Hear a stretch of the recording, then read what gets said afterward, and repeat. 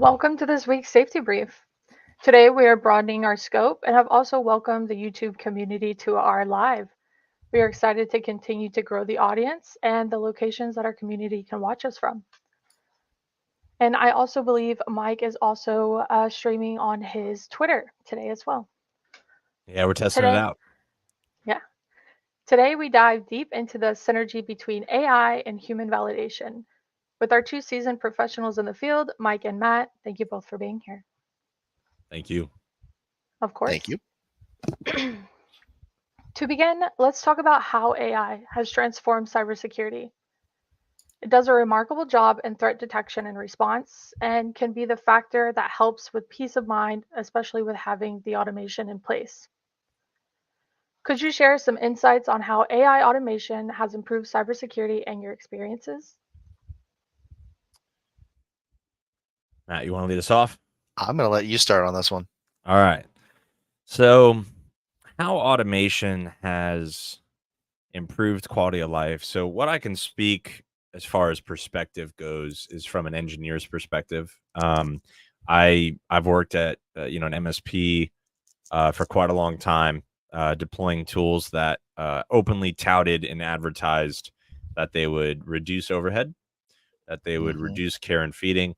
And I guess the first observation would be it is not always the case that technology maybe alleviates the time we need to sink into it. I can't tell you how many times I've tried to maybe over engineer something, whether I'm trying to send a message to a coworker or a family member, and technology was getting in the way when maybe it was simpler just to call, maybe resort to an archaic form of that method or communication, right? And I'm not saying calling's archaic, but it's interesting how the promise of technology primarily being saving time can sometimes at points uh, maybe backfire, and I think to a degree any new emerging technology we're going to see that, so I'm not over here sounding the siren on technology is bad or it's not useful, but I think it is something that is going to inform this discussion when it comes to automation, because automation takes a while to dial in and really get groomed in a way that is functional, and I think, for a lot of our partners, we've seen instances where, if they're deploying security tools, for example, it may be quicker, pardon me, maybe quicker to resort to manual deployment methods, surprisingly enough, rather than scripted or rather than over engineer it. And I say that to say that there are going to be certain moments where it's okay that automation may not make sense. I think there's going to be a scale perception, or there's going to be a point where it's beneficial. But specifically, I've seen automation really help out within the scope of, the deployment of security tools. If we're dialing in further to like antivirus running on a Windows computer, we've seen group policy pushed out by a Windows domain controller, or SCCM, for those that were maybe around during that time, or WDS, Windows Deployment Services, right? You pick one golden image and, you can play it with that. But there's certainly use cases where automation makes sense. And I think it's going to primarily be found in routine, repeatable tasks that have a very specific scope. So again, where I've seen it be most beneficial is, again, routine, repeatable tasks that are limited in scope. And so for us, that specifically for our partners looks like the deployment of endpoint tools or monitoring tools, where you need to run an executable, you need to call a certain string or variable or activation key, if you will. Um, and I've seen a lot of benefit there within the scope of, the deployment or the assurance that certain machines, primarily again computers under management, get the tools that they need to be properly monitored or cared for. And it's no different than Microsoft Office. It doesn't have to be limited to security tools. You can automate the deployment of that and, again, reduce overhead. Because if your on-site engineer from your IT department is running around trying to help people and resolve issues, they have less time to do other things. And I think that's where automation is going to really step into its limelight, is where its opportunity cost. What could we do with the time we're spending doing something manually that we could automate? I'm going to step into this and look at it from an alternative perspective.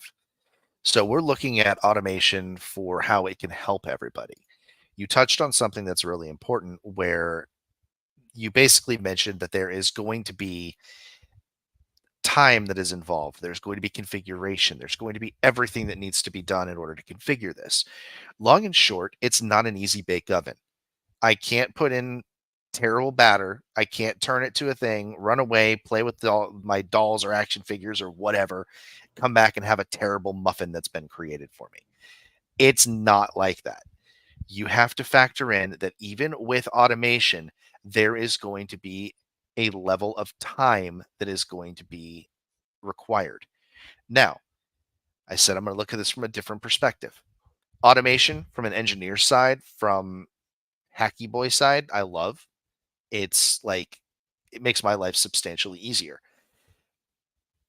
Let's talk about it from the executive side, from the CISO side. Let's talk about it from the CFO, CRO side. Everything that you do in any business, I mean, I can expand that. Anything you do in life has a value associated to the time that you are spending on anything. There is a very large formula where it talks about the future value of money and the present value of money. And then you basically take that with the interest rate, um, compounding periods of per year, total number of years, everything else.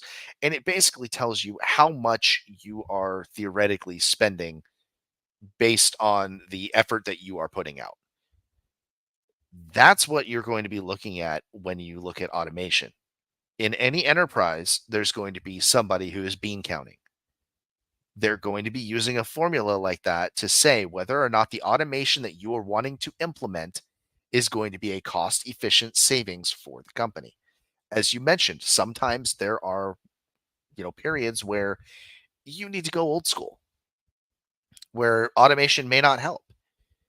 Let's say you run into a situation where somehow your network is off. It's taken down. Well, you can sit there and try to find ways to automate it with workarounds, or you can just get on your feet, go and fix the issue with the different machines. One of them is going to be more time saving, one of them is going to be more cost saving. Getting up, walking over, fixing the issue, you're going to save time, you're going to save money. You'd have to figure out ways to get the automation to understand all of the different variables in order to resolve that situation for you, if it's even something that could be resolved with automation in the first place. So I'm looking at it from a little bit different perspective there. I love automation. Mike, you've seen all the stuff that I do with automation. Automation makes my life very, very, very fun. But I also understand that, when you do want to put something new like this in place, you're going to have people that are skeptical. They're going to say, is it really going to be worth our time? Is it really going to be worth what we're spending on it? Yep. You have to find the way to justify that. You were talking about the lower false positive rates. You were talking about the low alert fatigue, the lower overhead. If you can find a way to justify that, the technology that you're using, with the automation that's built in, with the learning that's built in, where you can show we usually spend X amount of time per, hour resolving this issue, but without all of these being generated, these are all the hours that we're now saving. That's a win. You're going to be able to get everybody that is, that you need from the finance side on board with that. The CISO is probably going to be on board with that, because anything that you do that makes the finance people happy is going to make the CISO happy. Once you get everybody on board, it's easier to adopt that technology. It's easier to start building that automation. The money you save over here can be applied over here to do the necessary training of your automation systems. Totally agree. Matt, you specifically calling out the how to get the C-level execs involved into the automation technical discussion. I mean, the most simple form of automation I can think of is the opportunity cost difference between what does one IT engineer cost to staff in order to take a phone call from a user who needs a password reset. So we're going to say that's pull a number out of our out of our hat, and that's going to be about $30,000 a year, right? Maybe not, right? What does it cost to stand up a self-service password reset portal? So you look at that Substantially as less. yeah. So we look at the one-time costs of that, and then the reoccurring cost saves. Now, please hear me, to all my colleagues in the IT space. I'm not advocating for the IT engineer to not, but the opportunity cost of what they could spend their time on is far greater of importance than what the one-time cost of that portal development is. Will it be difficult? Yes, most certainly. Will it take time? Yes, most certainly. Will it not come out of the gate in its first or second or 12th iteration perfect? Yes, absolutely. But when you get it, that's where you start seeing dollar signs return in the way of capital that you can reinvest. And, in a fun household form of automation, you look at Roombas, or you look at some form of home automation for cleaning, right? What does the Roomba cost? A lot of money, right? It's more than most vacuums. And so Even people have to more ask when it themselves, catches your dog's tail and the dog chases around the house with it that attached to costs it. a lot of money, and the Yeah, dog can't get another tail back, So it's exactly. like, um, but the reality of that example for home consumers, to try and drive it home in a layman's sense of terms, is automation is that cost you'll spend up front to dial it in, and there'll be an uncomfortable period. The thing has to map your home. The thing has to Hmm. understand what's a stair and what's a dog tail, and how to not hit the kid with the walker, trying to get around the house. And so, but what is the promise of it? Well, The it's return on investment. the return on the time you'd spend cleaning while still maintaining a clean-ish or cleaner home, right? And so I think in layman's terms, just to drill it down to a usable example, whether it's the C-level looking at a self-service password reset portal in a form of automation that their IT team can focus on more strategic initiatives, or the home care and home cleaning Roomba that can sweep, mop, vacuum, do everything. Is it $1,100? Well, yeah, it's certainly $1,100, but it is Let's something to take it a step consider. further. Let's take it a step further. You're talking about the consumer side of things. Let's go there. The consumer side of things, automation has become absolutely inundated. Everything out there says work with your home link, work with your Alexa, work with your Google. Okay. How's that automation going to be beneficial to you? I never thought this was possible, and I'm going to sound like I'm absolutely insane for saying this, but I kind of want a connected toaster. Hmm. I mean, think about this, okay? Think about this. You could script everything out with runtimes to have your entire morning prepared for you. So now You you can just want a have, smart home. I don't know, they're smart homes, but they're still dumb. I want a smart home that is actually smart. I want a smart home that does more than lets me say, Alexa, turn on the refrigerator. Okay, the refrigerator should already be on, but you get my point.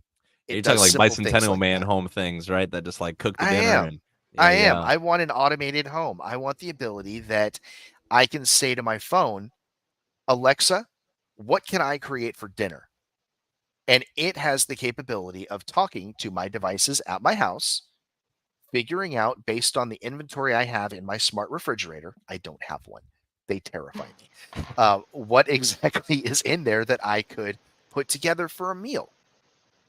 If I don't have something, say I tell it I want to cook chicken parmesan. Okay.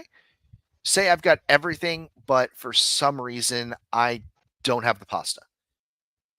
It has the capability of saying, okay, you've got all of this, but it can also send me a notification saying I placed an order at Walmart for pickup for X. Yeah. Greetings, The Matthew. level You of are currently out automation. of sauce, right? Like it's Yes, I exactly. purchased more for you. Now let's go a That little bit would be more nice. realistic. I ordered your sauce for you. Well, I know Mike has kids. What does these automations afford you when you're able to script things out? Your kid likes to have a certain music on at night when you're ready to go to bed. Mine has a light that depicts the galaxy Yep. that's on that I can connect everything to.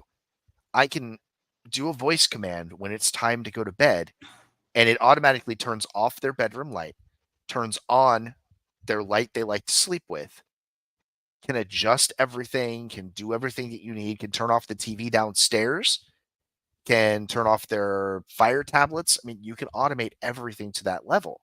Yeah. That takes steps that you normally would have to put in place before getting upstairs out of the equation.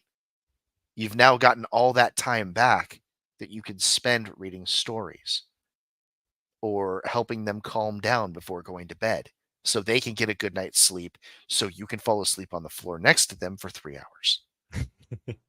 Well, going It's back into the opportunity cost. topic, Exactly. yeah. Well, going back into the topic of the Roomba that you brought up, Mike, there's also the form of that need of human validation. There's always Mhm. gonna be a need for that human touch. You know, I personally have a Roomba and I love it because, you know, I have dogs. They, you know, create a lot of fur. However, I also have rugs and other decorations. There's Mhm. always, you know, a plant that's being knocked over, a rug that it's getting stuck on. I don't have the fancy one that empties itself and cleans itself. I have to empty it. I have to clean it. So there's Mhm. always going to be that touch of that human validation or that human aspect needed in these automations. Like you said, you have that light and everything, but you have to push that command. You have to be Mhm. there to be a part of it. It's not going to automatically do it. And if it does, you're always going to want to go and check to make sure that it is being done right. I believe, Correct. yeah, I believe AI is very much needed and beneficial. However, I don't believe it can stand alone. Um, so, what are the limitations and challenges that AI faces in the context of cybersecurity, including issues like the false positives that we run into? Dibs. You first, brother. Fire away. So looking at what AI can do and the shortcomings that it has in that area, we have to remember that when we're talking about AI, we're talking about one of two things. We're talking machine learning or we're talking deep learning. If it's machine learning, it's a human that is preparing the information, feeding the information, designing the data sets, and controlling all of the constraints around that data. Deep learning is a little bit different. You're basically throwing spaghetti at the wall and everything is eaten instead of sticking. And then it figures out what's going on, a lot of voodoo magic, and there you go. Um, it's not voodoo magic, it's a lot of GPU usage to train those models. Um, but you have to remember the one main thing. Why is AI dangerous? It's only as good as the data you're feeding it. If I take a large language model or a deep learning model or a machine learning model and I tell it 1 + 1 is 5, 2 + 2 is 47, and I'm giving it wrong information, the right information is not going to match the data sets that I am designing. It's going to be operating on incorrect information. Now, that also impacts people when they're using things like ChatGPT. ChatGPT takes all of the data that's provided. Let's be honest, some of us are special potatoes. Some of us put information out there that is not correct. Some do it accidentally, some do it intentionally because they just want to watch the world burn. Now, that information is all taken and used in those future language models for the training. So you now have material that is tainted inadvertently, mind you, sometimes intentionally. That's very few and far between, but it's inadvertently tainted. So now somebody calling on that data could get a response that is incorrect, which means it's up to the human receiving the response to validate that response is accurate. This becomes extremely tough when the person asking the question has no idea the right answer. So they may think it's accurate, but it's not. Right. And then you have information that gets propagated out throughout an environment that is incorrect from the start. It costs more money to fix that and rectify that than it does to go through multiple stages of validation before disseminating. Yeah, I think Matt, you highlight something that's really important, and that's the uniqueness of every situation when it applies to cybersecurity. And so, Elizabeth, to your question that you brought up, which is it's timely with the Roomba example, because like if you go to Amazon and you buy a new Roomba, you're going to pay a couple $100 maybe early low thousands, right? Depending on what you Mhm. can do. It mops, it sweeps, it empties itself, and then it gives you a massage. That's the $2,000 one. And so, but if you took that and you went and you bought a used Roomba, because Amazon does that, you can buy like new, Refreshed. used. Yeah, exactly. They try and recycle anything that can get a second life out of it. But it was mapped to the home that it was operating in prior. So it gets into your home, and it's like it's Running into every wall known to destroying man. things. It's not stopping at the wall. It's not, and again, Falling down the stairs, making funny it's noises as it dog falls. tails and pots and pans and everything. Cabinets are getting dented, and again, it's because it was trained on it and tuned for a different environment. Mhm. And I think where we've seen the most pain kind of come forth from our partners that are using a single policy for multiple very quite vastly different environments. And so, if you have one environment that you're supporting that uses Dropbox, for example, as a file share platform, that is not a Mhm. plug for Dropbox. I don't recommend it. But then another one uses Microsoft OneDrive or Ignite or whatever it is. You're going to whitelist these applications. You're going to allow these applications to run because they're known good, right? They need to be running in that environment for those employees to work. If you leverage a global policy, by the nature of this logic, or over time, as you deploy more, your policy is going to get weaker and weaker because you're going to add more and more whitelists to the point of where, if you told your Roomba that I want you to work in 5 different houses and have 5 different layouts and 5 different places where the sliding door stops and the windows start and whatever, then it's going to sit and it's never going to move because it thinks that, it can't do anything, right? It's going Right. to run into something. And so it becomes almost passive. It provides little to no value that it was originally invested in. So I think the ailment, Elizabeth, I've seen most often is people who leverage automated tools for a wide paintbrush use case where it's not specifically tuned to the application it's being used, but it's almost this very generic or out of the box assumption that this automation is going to work everywhere I put it, and that's the way it is. And again, going back to the definition of automation, it is useful for routine, regular tasks. You walk into a fast food joint or a restaurant, they have a kiosk that you can do self-service ordering, or you can go up to the counter. But if someone at the counter is busy making food, then it makes sense. You go to the self-service kiosk, right? That is It's designed routine for repeatable and and predictable. repeatable. Exactly. And so where I'd see it being different is again, if that data set, like Matt said, is larger, but it's also trained in a way it's not got all the data specific to that use case incorporated into it. That's where, again, that's why a generic Office password reset portal doesn't exist. Office 365 users certainly have it because there's a routineness to drop them into their instance and customize it from there. That's where their security policy lives. But Mhm. I can't just have like a routine reset my on-premise exchange password.com website, right? Unless I wanted to fish all of the credentials because of that exact case. It needs to be specific. It needs to be tuned specifically to the use case of what server and what user and what environment you're trying to connect to. So yeah, I think the biggest ailment, like I said, or the downfall of automation is not just letting it go on its own and but also not tuning it or not making it specific enough to the application where users ultimately benefit from it. And I think the byproduct or the consequence of poor automation implementations is going to be a poor end user experience. It could maybe do its job and the automation could work, but the end user experience is terrible, right? And so I think that's where it's going to be the most painful if it's not There's specifically built or specific to that user's need. there's something else that you slightly touched on, but I think should be elaborated just a little bit more. Using one policy for everything, even if there's automation in play, is extremely dangerous. Now, I'm not going to tell you the end result of what can happen. I will just say that the commingling of allow listing is a terrible, terrible idea. Because and again, hypothetical, have not seen this, would not acknowledge if I did see it.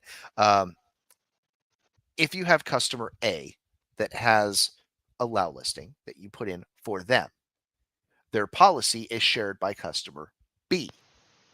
Customer B does not know that has been put in place, and customer B suffers any form of a breach or an incident. How much time do you think you're going to spend explaining what happened? What sort of ramifications do you think are going to come from lazy automation? That return on investment now becomes a resume generating event in many instances. Like, I hate to say it, but in large enterprises, when there is an incident, the incident is not the concern of the person that was the fault of the incident, because they're already updating their resume. The problem is those above them also probably are going to be updating their resume as that part of that event. So being lax when it comes to automation and taking the easy way out and trying to go as broad as you can, you have to think about that. There's a lot of implications and a lot of ramifications that can come from that. It's just not worth it. Put in the time. It's going to reward you with the return when you don't have to deal with incidents, when you don't have to spend as much time overseeing everything. But you have to be willing to put in that time up front. I completely agree. And with what you said about the Roomba, I recently moved and I'm struggling with that issue as of right now with my Roomba not fully vacuuming downstairs because it learned off of my previous house. So, I mean, it is a true problem. And it's so funny that you brought that up. And to go off of what you said, Matt, this is why we never build a policy on a tenant off of a previous policy. We always Mm-hmm. rebuild from a brand new default policy and tune each environment differently. Because Everybody AI, should have a baseline policy that yeah, is never touched. It is your baseline default. yeah. When something new comes on board, you clone that policy, you rename it to what the purpose of it is, and you tweak it accordingly. But you should No, always have a clean baseline to work from. yes, I completely agree. And I mean, it just shows a light that, AI struggles with that contextual understanding. And as we stated, it can lead to those false positives or misunderstanding from previous policies or previous learning. So it does need that human validation touch, and it does need that um, the right learning for the right environment. So my question is, in the event of a cybersecurity incident, how do human analysts collaborate with AI automation systems to investigate, respond, and mitigate threats effectively, especially with having those false positives or, those environments that may have been overly tuned? Yeah, that's a good one. So again, coming back to the promise of automation is more result with less effort. That is AI effectively. So AI and automation kind of two sides of the same coin in some way. But um, the analogy I can draw if I'm a SOC analyst looking at events is going to be if I'm on an assembly line and my daily quota of items coming off that assembly line to quality control and check is 200 a day, then I'm going to have a certain level of quality, right? I'm going to have a certain level of what's acceptable to let it go by, and then what's acceptable or what's unacceptable rather, and then needs to be pulled off the line. Now, let's say I do a really good job tuning. I leverage the lowest false positive rate security tools in the industry. What am I left with? Well, my 200 a day quota on that assembly line just became 10 in the same length of shift. So what do I get to do? I get to have so much more efficiency and certainty that what I'm checking, number one, is actually looked into and checked. Number two, the attention to detail, the time, just the mere time to be able to unpack that incident, follow it from a linear timeline perspective, go straight up and put my Sherlock Holmes hat on and investigate and do the detective work. The time you have available just almost quadrupled, if not more. And that's only possible with automation that is tuned and specific along with human validation. And I think that's the assumption there in that that automation piece is it needs to be tuned in specific. It needs to be tuned. I can't just let a tool go and say, oh, it touts AI, then I just let it go. We've seen that in the Roomba instance, right? Not as applicable to maybe cybersecurity engineers, but for those working from home is like, no, I get it. You know what I mean? But then the specific piece is, as Matt said, is that we can't have this one size fits all policy. It needs to be you go in, you get the suit or the dress tailored to your measurements, to your body type, to your use case in order for it to actually fit. Otherwise, it's noticeably less quality fit. And so long as automation is tuned and specific, the human validation piece just becomes that overarching quality control that I assume everything that's gone through the assembly line has been done right. But I need that quality control before it goes off the line, before that event can potentially grow into something that has tangible impact and downtime to the organization. Um, if I'm left with good automation that's tuned and specific, my job not only became easier, my output, the quality of my work also increases. And so I think that's going to be the sweet spot of why would I not just use automated tools by themselves? We've already mentioned that automated tools by themselves already need to be effective a level of tuning and specificity, but also they can still be wrong after the tuning and the specific application. And so that's why the human validation piece is so important. And I think we've seen that in instances where ChatGPT has been leveraged to generate phishing campaigns, even with ethical guidelines in play, because they can be bypassed by a human that's obviously smarter than a large learning model or a large language model. And will they get smarter? Most certainly they'll get smarter. But to Matt's point, also, the thing with LLMs is the more people that use them, the more data they're given. And if they're given less intelligent data, they get dumber.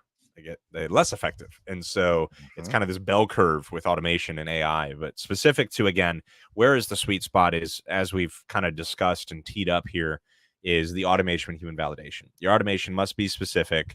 It must be tuned well.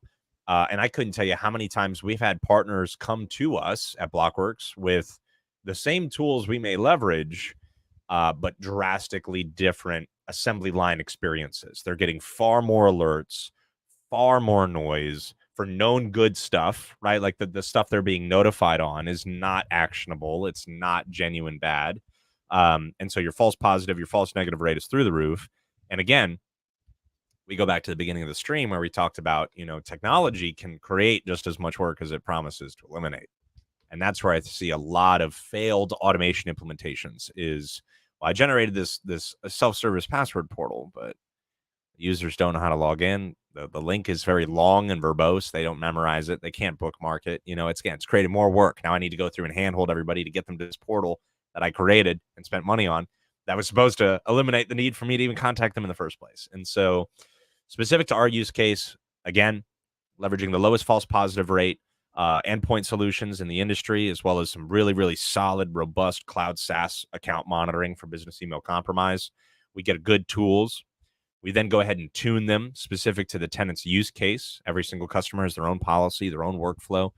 Some people in marketing need to receive all email. Some people in sales need to receive all email. They have a different policy specific to the rest of the company.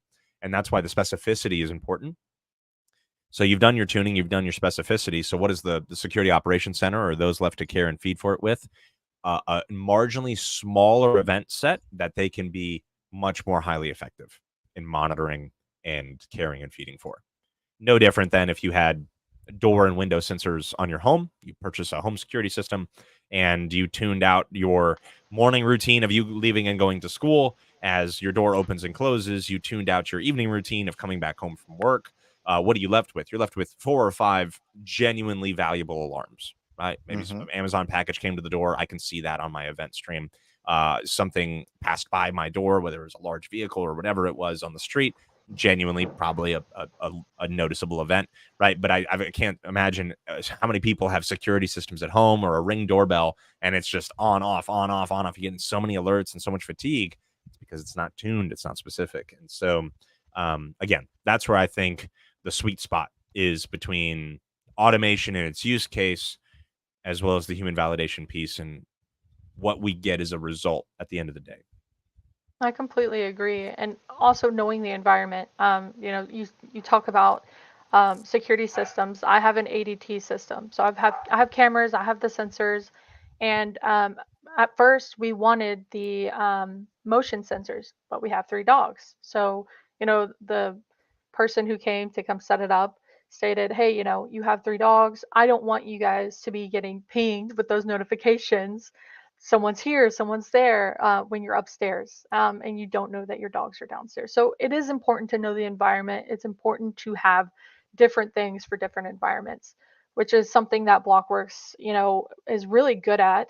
We have an outline specific approach for all of the onboardings. And this leads to a less rate of false positives due to this approach allowing a learning period or audit for each environment. So, how does the process of training AI modules with human feedback contribute to improving the accuracy and adaptability of cybersecurity systems? And can you provide examples such as reporting something as misclassified or implementing an allow list or block list and so on and so forth?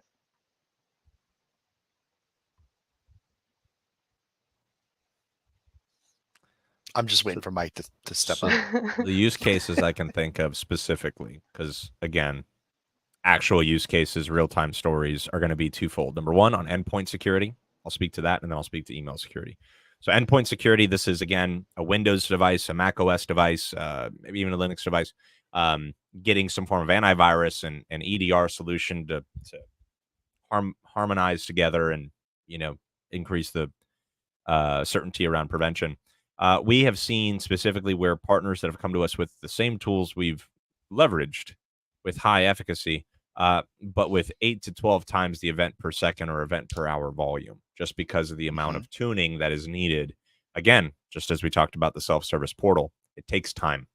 It takes time. And I think that tuning is really not factored in to a lot of teams' adoption of new tools. There is a burn-in period. And I think every IT administrator and director is going to say, well, yeah, I know there's a burn-in period, right? It's going to get worse before it gets better. But I think it's a larger number of hours than maybe they anticipate, candidly. And so, because again, environments change. What happens when QuickBooks updates from 2019 to 2023 or whatever the version is, right? Well, guess what? The environment just changed. That's a new file hash. That's a new script and a new application altogether. And so what I've seen specifically to endpoint is high success in really good automated tools, but also that tuning piece that's being applied on it. I think per customer that we onboard with our partner base, looking at anywhere between 6 to 8 hours of tuning just for that environment alone. And that's, again, that's what it takes. And that's assuming an average event per second count, right? Now let's go over to the email side. So email's fun. It's been a rapidly evolving kind of threat landscape since 2020. And, I think we've seen a lot of instances where trusted contacts can also be malicious delivery methods, where historically it was, I'm Matt's long lost cousin from Nigeria or Greece or whatever, and I have an inheritance that I'd love to give you. So I'm emailing you to inform you that sweet Cadillac you've been eyeing for a long time is in your future, brother. Just click here, enter in your username and password, or even worse, your bank account number and your routing number, so I can get you your coin, right? And people fall for this. They do. Why? Number one, I think overall people are in despair. So I think like they're more susceptible to these pressure plate kind of moments. And then number two, it's kind of the old adage: if it's too good to be true, it probably is. I think it comes down to naivete, honestly. Oh yeah, for sure. But I think naivety increases as the pressure plate is pushed, right? It does. So like we've had instances where, people have masqueraded themselves as HR departments, and like the number one phishing email that was ever opened, like a subject line that was used in 2020 and 2021 was the subject line: updated workplace mask policy. Yep. And you had the most robustly mature end user who was savvy to email phishing campaigns, and the most maybe unfamiliar or undereducated individual open it all the same. Why? Because the pressure plate was so susceptible that the suspicion level maybe was exponentially diminished. So bringing it back to automation within the scope of email, we've had a lot of success with looking at not just the sender email address or the relationship between the sender and the recipient, but also the contents of the email, not just the body grammar wise, but we're looking at attachments, we're looking at links, we're looking at domain reputation, unpacking, hey, if this is FedEx shipping label .pdf or whatever in your mailbox, and you have an email, and you open it, and there's a link that says click here to get your shipping label, or we're unpacking where that link goes. Is it a redirect? Is it actually a FedEx link? Things like that. Pay USPPS is not a valid place to go pay Yeah. No, people get USPS. creative with these domains, Yeah. right? Because anybody can go to Namecheap or GoDaddy and buy a Well, domain. so And it's even yeah, easier. All you need to do, and I'm not advocating this, I'm just saying this is how simple it is. The Windows keyboard has the ability to put different languages in place. Or you could just go online and search for variations of the letter S. All you need to yes, do is find one that is close enough to the standard US looking letter S and replace that in your domain. You now have something that looks like USPS. yes, It's not USPS. that's real. Make Yeah, the the A make too. everything look there, and Do yeah, the A there or is the the A is one of the easiest ones actually. yeah, So I'm gonna touch on something that you were talking about, that email updated mask protocol. That was something that I talked about back when COVID first started, as basically playing on your fears. This is not an uncommon thing. With automation, it's going to get more and more prevalent. With the advent of AI, you now have people that are oversharing. You and I had a very wonderful time learning from somebody down in Louisiana about what you say can royally screw you over. And I left that presentation saying I never want to open my mouth again. It was that impactful. But you have people that are oversharing things. They're oversharing pictures of their kids on social media. They're oversharing everything they do on social media. Everything they post. Oh, I'm going to be here. I'm going to be there. I'm going to be around this place. All right. What's the drawback of that with artificial intelligence? You now have a plethora of information that you can pull from. You now know their speech, their mannerisms. You know what they like, what they don't like. Even more, you'd have pictures of them. You can take those pictures, you can turn them into a deep fake. You can, and this is what will really freak you out. You can take the pictures of a child and you can leverage artificial intelligence to age that picture. You then have something that you can use to scare somebody, to strike fear into them, to get them to do what you want them to do. This is where human validation has to come in. Somebody sends you something saying, and this has actually happened, I'm not going to lie. Deepfake technology took text, put it into the voice of the CEO of a company. The CEO of the company allegedly called their executive assistant and told them, we need to make a payment to this person right now, Yep. or a deal is going to not go through. Sounded exactly like them. They didn't have any protocols in place to validate. They wrote the check. What are they going to do when they play that to, any authority and say, I didn't authorize this? Dude, it's your voice. Like, how do you refute that? A simple check would have come into play with human validation. Pick up the phone, Yep. call the person in question. Are you requesting that I do this? If not, well, then don't do it. If Yeah. they are, you've done the validation. You know that it's legitimate. I think That's the frightening fact of AI. That's what's capable. I think one thing to keep in mind is it something that would usually happen? Is that something that, is not an anomaly? Is it something that is usual in your day-to-day work? If it is, obviously it's going to make it a little bit harder to use your brain and double check that. So, I mean, there are some times where we get alerts and we think Hmm. that it's, a false positive, and sometimes it's not. So, you need that time, you need that validation to investigate and actually understand what's going on, what are you about to do, and so on. I think it's evident that AI automation plays a crucial role in the realm of cybersecurity, providing solutions for a range of challenges. However, it's still needing that human validation, no matter Hmm. what aspect you look at it. If it's, your password changer, if it's the Roomba, if it's any of these home, items that you're wishing for, Matt, it's needed. So for now, I don't think we have to fear of AI taking over our positions, thankfully. So, well, Not that yet. concludes, Give yeah, it not 3 years. yet. So, so that concludes another episode of the Safety Brief. A special thanks to our conversation holders and experts, Matt and Mike, for joining us and holding that conversation and bringing those amazing responses in today. As usual, keep the curiosity alive and remain vigilant in the ever-changing landscape of cybersecurity. And thank you guys so much for tuning in. Thank you.